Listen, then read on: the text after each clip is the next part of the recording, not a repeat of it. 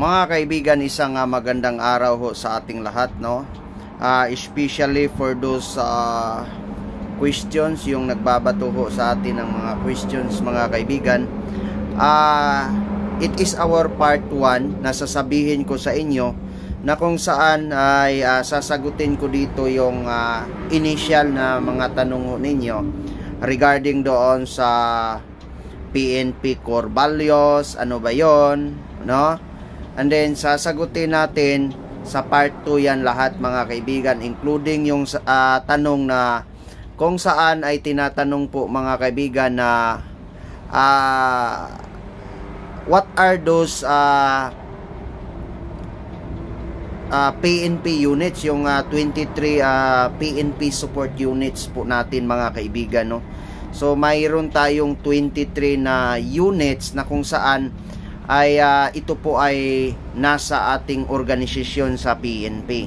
So ngayon ko lang ito na tagpuan ng mga tanong, mga kaibigan, pasensyahan na po ninyo, but I would like to have a little bit of an overview of those questions that during the after, no, sa People Revolt on 1986, mga kaibigan, yung People Revolutions,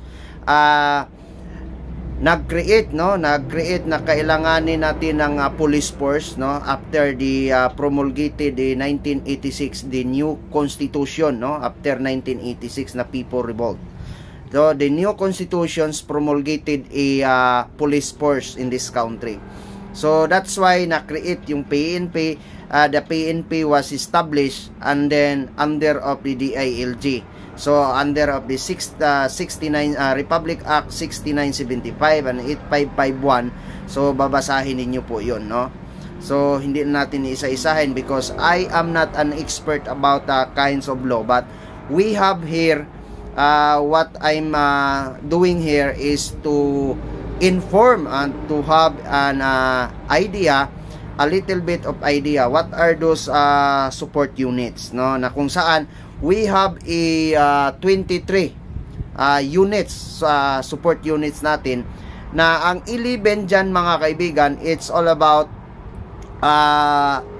administrative, no, administrative, and then the 12 is operational support units in nature. So yan ho, mga kaibigan, as of now, masasagot na natin na that is a 23 na national support units, and then the PNP is national in scope and civilian in character after the 1986 People Revolt. The new constitution is promulgated a police force in this country, no? Yan, mga kaibigan, makikita ho ninyo dyan. So in this it is a part 1 natin that was having or we have the 23 support units in our organization, mga kaibigan, no?